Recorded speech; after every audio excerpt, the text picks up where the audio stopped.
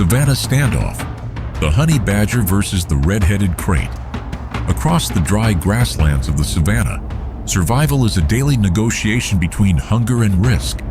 Few encounters capture this tension better than a meeting between a honey badger, Mellivera capensis, and a red-headed krait, Bungarus flaviceps.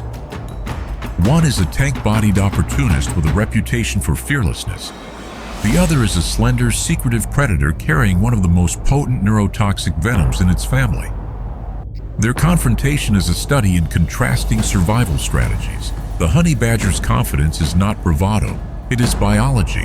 Its skin is remarkably thick and loose, allowing it to twist inside its own hide when grabbed, often turning to bite an attacker that believes it has secured a hold.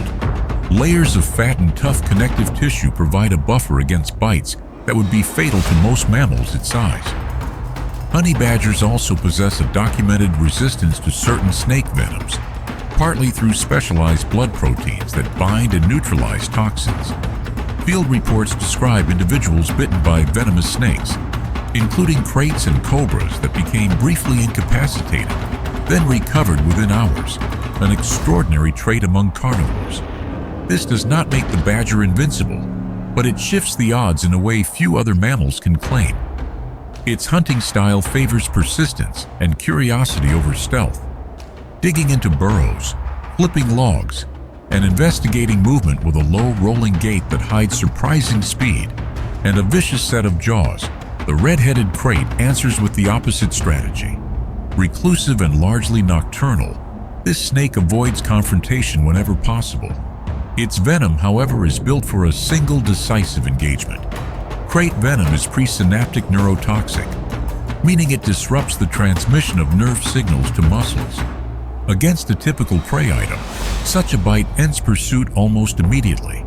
The krait's strategy is to remain coiled and concealed, relying on cryptic coloration and a calm temperament, until a direct threat forces it to strike defensively. It does not seek combat with a badger, it tries to retreat.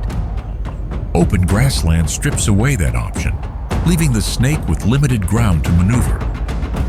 When the two cross paths, the encounter compresses into a sequence of feints and reactions. The badger approaches with cautious, deliberate steps, reading body language and scent before committing.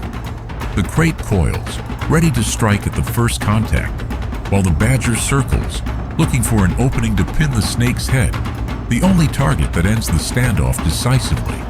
A single mistimed approach can result in a strike, and the badger may react sharply, shaking off the contact and continuing the pursuit rather than retreating. This resilience under pressure is what separates the honey badger from nearly every other mid-sized predator attempting the same gamble. The deciding moment usually comes down to control of the head. Once the badger manages to clamp down behind the skull, the contest is effectively over.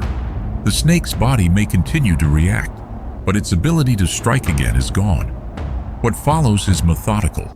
The badger settles in to feed, working through the carcass with the same patience it shows when raiding a beehive or excavating a rodent burrow. For an animal that expends enormous energy foraging across wide territories, a krait represents a calorie-dense, high-protein reward that justifies the risk taken to secure it. This dynamic illustrates a broader truth about the savanna's food web. Survival rarely rewards the strongest animal outright. It rewards the one best adapted to manage risk.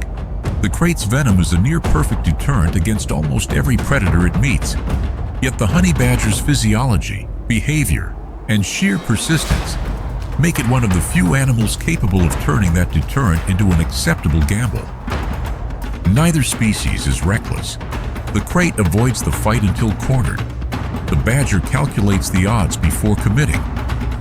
Their meeting in open grassland framed by dry, windswept grass and a wide horizon becomes less a story of aggression and more a demonstration of evolutionary trade-offs: toxin versus tolerance, stealth versus persistence, played out under a single open sky.